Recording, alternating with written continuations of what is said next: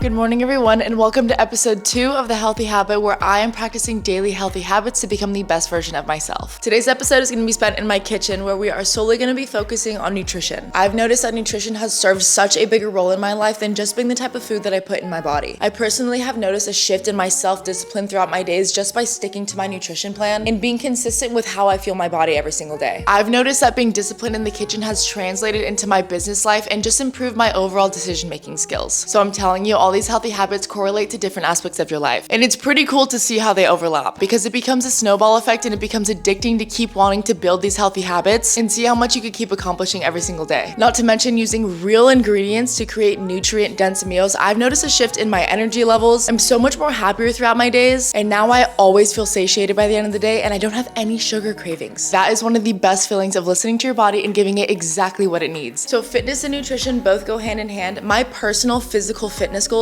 are to achieve a slimmer waist and a bigger butt. I've been working towards reducing my overall inflammation, regulating my bloating, and also having the most routine digestion as I possibly can. I'm a huge numbers girl, so I track my macros and I weigh out all of my meals every single day. I've been doing this for 5 months straight, and I've been perfect on my diet about 95% of the time. I really do enjoy tracking my macros. I don't feel like I'm a prisoner in my own body. It feels so sustainable for me, and I've seen the progress in my body happen right before my eyes. So this is something that is absolutely achievable for you as well. It may feel difficult to track your macros and be super consistent on your diet for the first 2 to 3 weeks, but once you build the habit of eating clean and figuring out the best schedule for meal prepping or tracking your macros, I promise you, your body's gonna build that habit, you're gonna get into that routine, and the food skill is gonna be something that you find yourself naturally reaching for every single day, but with a healthy mental space. So with that being said, we're gonna go through a full day of eating, what every single meal looks like on my plate throughout the day. I'm gonna break down the macros for every single meal that I eat, and just show you guys some clean and delicious meals that I have been obsessed with lately. I do, however, have one disclaimer for you guys. All of our bodies are completely different and unique in their own ways. These macros were created for my specific body composition based on my height, my weight, my activity level, and my fitness goals. For example, I'm 5'7", I weigh 155 pounds, I live a very active lifestyle, and my fitness goals are essentially to become slimmer and thicker. So comparing my body to someone who's 5 foot tall, weighing 115 pounds, that only works out 2 times per week, our macros are gonna be completely different. So I recommend utilizing this video as meal inspiration, where you guys can obviously eat exactly the same way that I do. To put it into simple terms, our portion sizes are gonna be different. So with that being said, let's dive into the meals for today. Starting off with meal number 1 is the avocado toast with 3 eggs. I buy the whole wheat bread from Trader Joe's, and I love it because there's no added sugar, it's super low in calorie, and to directly compare it to sourdough bread, for example, you can have 2 slices of this bread at the same exact macros as 1 slice of sourdough bread. My avocado measurement is usually about 1 medium-sized avocado, but if you really wanted to be down to the nitty-gritty with the measurements, then you could do 3 ounces of avocado. Everything but the bagel seasoning is my go-to. I feel like this just adds a lot of flavor to it, giving it some like garlic, herb, and the saltiness that I feel like really accentuates the flavor of the avocado. And then to top it off, I added some Cholula. And after every single meal, I'm gonna be showing you guys the calories, protein, carbs, fat, and all the ingredients for the specific meals.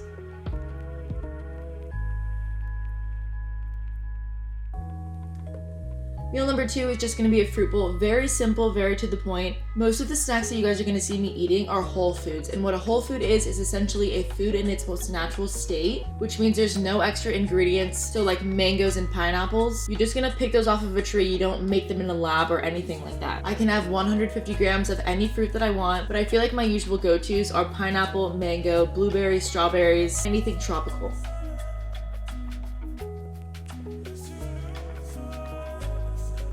Meal number 3, we have the Chunky Monkey Froyo disc. If you guys have been around for a while, you guys know that I was obsessed with my other frozen yogurt disc, which was just regular Oikos Greek yogurt with some berries on top. But I decided to move things around with my macros, and now we are doing banana, peanut butter, chocolate rice cake, honey, cinnamon, and of course the Oikos Greek yogurt. So first we're gonna assemble all of this, and then we're gonna put it in our freezer for about 3 to 4 hours, and then eat it later in the evening for like a sweet dessert treat. I crunch up my chocolate rice cakes, and then I mix in my Oikos Greek yogurt. That way we can kind kind of make like this thick, kind of crunchy, just well textured base, and then spread it out onto some parchment paper. And then I'm gonna slice up this banana and just fill up the yogurt disc until there's no more space for any more bananas. We're gonna sprinkle some cinnamon on top and then drizzle some peanut butter. I do 24 grams of peanut butter. So to make it really simple with measuring it out, I put the peanut butter on top of my scale and then I zero it out. And then when I grab the peanut butter from the jar, that's gonna subtract the grams. So in this case, since I'm kind of doing it backwards, I'm gonna take as much peanut butter as I can until it says negative 24 grams. And then anything remaining that I didn't put on the yogurt disc, I just throw onto that excess banana and then I eat that on the side. Throw it in the freezer, and then when it's done, it's gonna become like this kind of bark yogurt disc texture, but it's so creamy and delicious, and it's something that I genuinely look forward to every single day. I'm a huge fan. You guys have to try this one.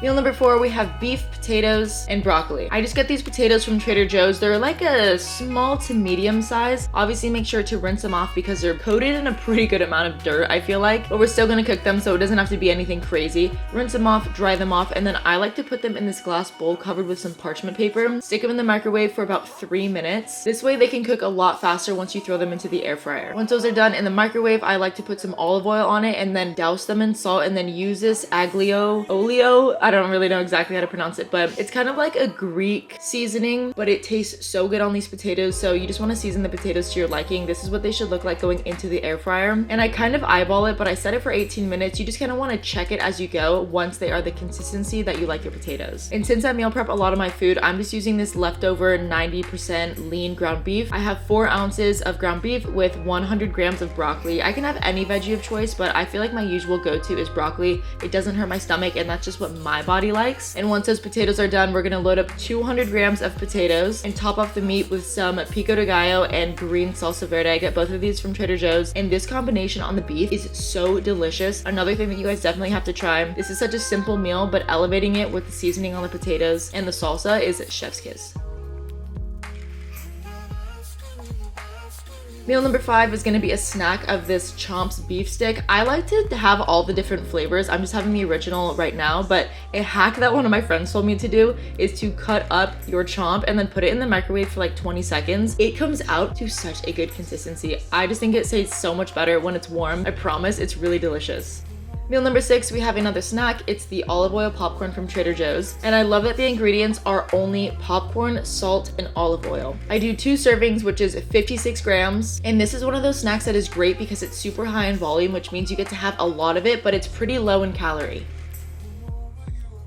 And for our 7th and final meal for the day, we have some salmon, rice, and asparagus. Prepping the salmon, this is one of my absolute go-tos. I take the Atlantic barbecue cut salmon from Trader Joe's, throw on some salt. I use this dill weed, and I just coat it to what looks pleasing to my eye, I guess you could say. And then I grab some brown sugar. I don't measure this out, but I also don't do this all the time, so I'm not too picky when it comes to the brown sugar. You just want to put a decent layer on top and then drizzle some apple cider vinegar. This is going to make a glaze for the salmon, so once you pop it in the air fryer, all those flavors are going to seep into the salmon, make it like a glaze and like a really good crust on it. I throw it in the air fryer for 16 minutes, but again, you just want to check it to make sure that it's the consistency and cooked to how you like it. And then for the asparagus, I just throw on some salt and some garlic powder. Pretty simple, but I love garlic. And then this is a sticky rice that I get from Costco. It is so good. The consistency is perfect, and it's so easy to make. It's one of my go-tos for rice. 90 seconds in the microwave, and once that's done, I weigh out 140 grams of rice. Same thing as my lunch with the asparagus. We go 100 grams of our veggies, and then that is the final product. So simple, so delicious. Highly recommend all of these meals. They're my go-tos, and I'm obsessed with eating them every single day. That concludes all of the eats for today. I hope you guys enjoyed today's video, and I will see you guys in episode 3, where we will be practicing another daily healthy habit.